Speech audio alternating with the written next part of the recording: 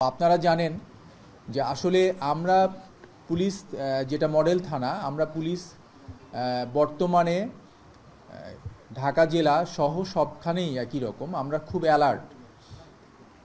Alert হলো যে জনসাধারণের নিরাপত্তা নিয়ে, জনগণের নিরাপত্তা নিয়ে। এই জন্য আপনি দেখেন ঘটনাটা ঘটার সাথে সাথে 999 যেটাতে কল হয়েছিল, কল হওয়ার সাথে সাথে আমাদের এই যে মডেল থানার যে দক্ষিণ কেরানীগঞ্জ মডেল থানা, যেটা দক্ষিণ কেরানীগঞ্জ থানার যে যারা ডিটি অফিসার ছিল, যারা কর্মকর্তা ছিল, তাদের তৎক্ষণাৎ দ্রুততম সময়ের মধ্যে ও ঘটনাস্থলে পৌঁছে গিয়েছে। পাশাপাশি তাদেরকে ব্যাকআপ দেওয়ার জন্য আমাদের এই কেরানীগঞ্জ মডেল থানা যেটা, এখান থেকেও ফোর্স চলে গিয়েছে। আমাদের এইখানে যে দুই থানার এলাকায় যে ডিবি টিম আছে তারা গিয়েছে।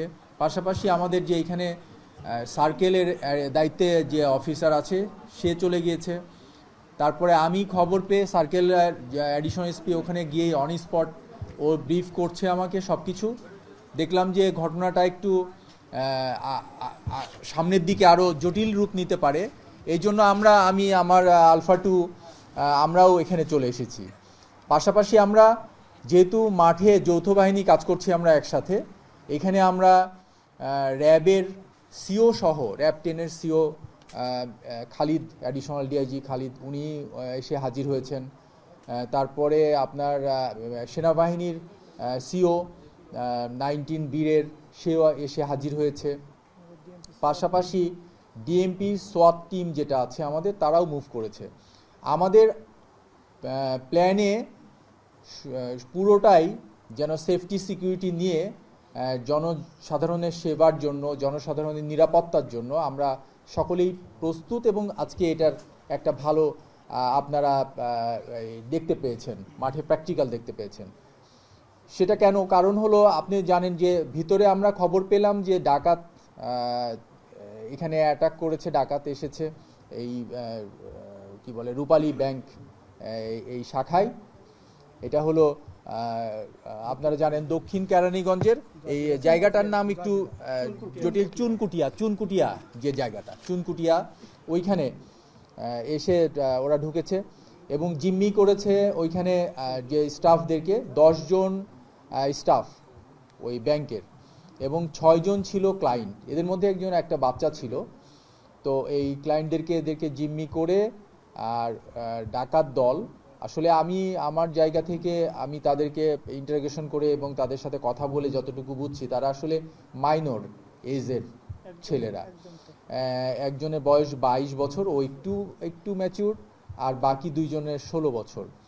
তো ওদেরকে আসলে একদম অপরাধী একবারে ফাইনালি বলা ক্ষেত্রে আমাদের জায়গা থেকে আমার মনে হচ্ছে যে তারা কোনোভাবে মিসগাইডেড। আমরা ওইটা নিয়ে খুঁটিয়ে দেখছি, আমাদের এতক্ষণ ইন্টারোগেশন করেছি, এখনও পর্যন্ত আমরা তেমন কিছু পাই নাই। তবে আমার কাছে মনে হয়েছে তারা অ্যাডভেঞ্চার হিসাবে নেওয়ার মতো মনে হয়েছে। যাই হোক, ওরা আমরা পৌঁছানোর পরে আমাদের যে সার্কেলের অ্যাডিশনাল এসপি, সে অলরেডি ওদের সাথে কথাবার্তা বলা শুরু করেছিল, ওদের সাথে মোবাইলে কথা বলা শুরু করেছিল। ওদের কাছে একটা মোবাইল ছিল, মোবাইল নাম্বারে ওদের সাথে কল করার, প্রথমে ফোন এমনি সামনাসামনি কথা বলে, দূর থেকে কথা বলে, ওদের কাছ থেকে মোবাইল নাম্বার নিয়ে তারপরে মোবাইলে কথা বলে ও অনেক দূর এগিয়ে নিয়েছিল। তারপরে আমি এসে তাদের সাথে রেগুলার কথা বলেছি।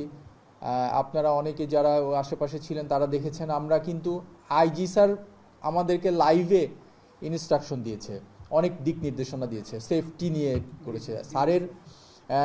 এবং আমাদের রেঞ্জের ডিআইজি স্যার, উনি ফিজিক্যালি এখানে উপস্থিত হয়েছেন, অ্যাডিশনাল ডিআইজি। ব্যাপকভাবে আমরা অ্যালার্ট ছিলাম যেন এই এলাকায় জনসাধারণের এবং জনগণের নিরাপত্তায় কোনো রকমের ব্যাঘাত না ঘটে এবং কারো যেন জীবনের ঝুঁকি এবং হুমকি যেন না আসে। তো আমাদেরকে আইজি স্যার সরাসরি লাইভে একটাই দিক নির্দেশনা দিয়েছে, একটাই ইনস্ট্রাকশন দিয়েছে, সেটাই আমরা পালন করার চেষ্টা করেছি। সেটা হলো কোনো লাইফ যেন এখানে থ্রেট না থাকে, কোনো লাইফ যেন আমরা তাদের ডেথ মানে এই জায়গাটা মৃত্যু ঝুঁকিতে যেন কেউ না থাকে এবং মৃত্যুবরণ যেন না করে, কোনো অস্ত্র ইউজ না করে যতটুকু পারা যায় ওদের সাথে নেগোশিয়েট করে তোমাদেরকে ওখানে সফল হতে হবে। তো আমরা ওই পলিসিতে আমরা দীর্ঘক্ষণ কথা বলেছি, দীর্ঘ 2-3 ঘন্টা ধরে ওদের সাথে কয়েকবার আমরা তার সাথে ফোনে কথা বলেছি, বিভিন্নভাবে ওরা যেটা বলতে চেয়েছে সেটা আমরা শুনেছি, ধৈর্য সহকারে শুনে ওদের সাথে একত্রতা ঘোষণা করেছি। ওরা সেই সময় যে বক্তব্যটা দিয়েছিল সেটার প্রতি আমি ওদের সমর্থন দিয়েছিলাম, কারণ ওরা বলেছিল যে একজন মৃত্যুসজ্জায় একটা রোগীকে, কিডনি পেশেন্টকে বাঁচানোর জন্য তাদের টাকা দরকার, এই টাকাটা তারা দিতে চায় সেখানে। তো ওইটা জন্য আমরা বললাম ওকে, তোমরা যে টাকাটা নিয়েছো বা নিতে চাও এখান থেকে নিয়ে আমরা পৌঁছাই দিব, তারপরে তোমরা নিজেদের ঝুঁকি নিবা না, জীবনের ঝুঁকি নিবা না, এবং আমাদের এখানে যাদেরকে তোমরা জিম্মি করেছো, যে সাধারণ মানুষ যারা এখানে জিম্মি হয়েছে তাদেরও যেন কোনো রকমের ক্ষতি সাধন না করা হয়। তো ওরা কথা দিয়েছে, আমাদেরকে ফোনে কথা দেওয়ার পরে আমরা তাদেরকে অ্যাপ্রিসিয়েট করেছি এবং তাদেরকে আমি ছোট ভাইয়ের মতো করে, আমরা অনেক বয়সে অনেক ছোট, ওরা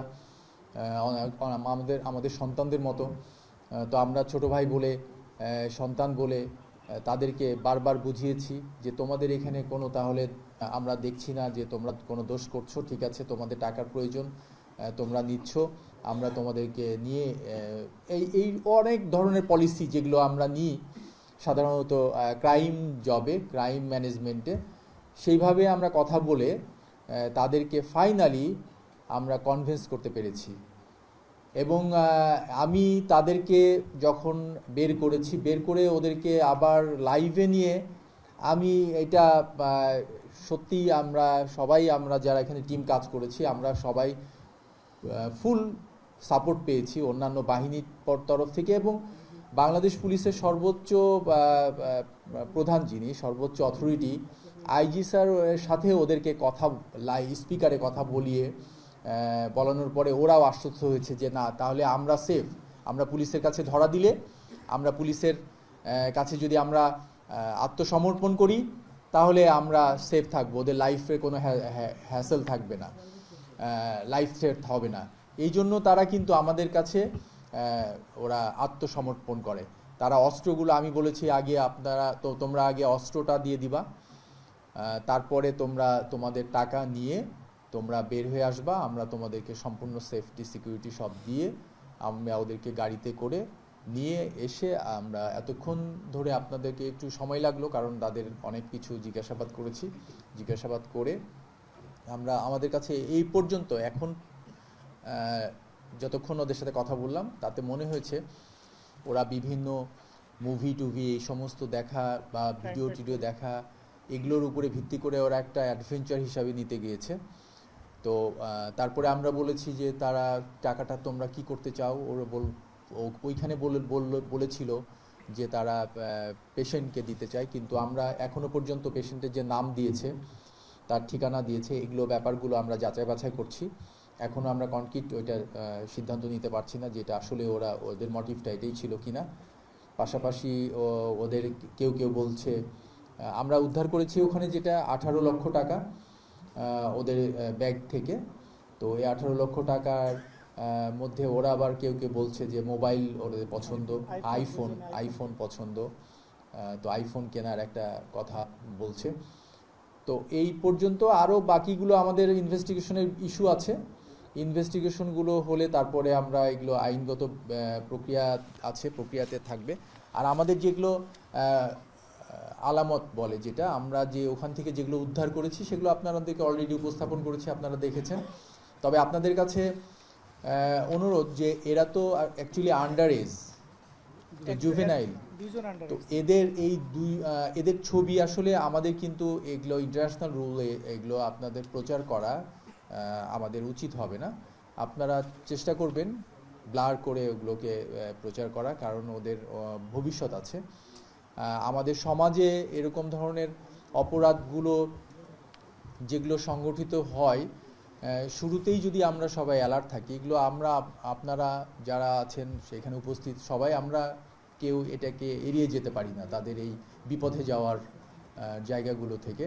তো আমরা অ্যালার্ট হব যে আমাদের আশেপাশে যারা এরকম ধরনের সন্তানরা আছে, ছোট ভাইরা আছে, পরিবার আছে, তাদেরকে আমরা যেন এই সমস্ত ব্যাপারগুলোকে বিল্ড আপ করার জন্য, তাদেরকে সচেতন করার জন্য আমরা যেন সামাজিকভাবে কিছু দায়িত্ব নিয়ে কাজ করি।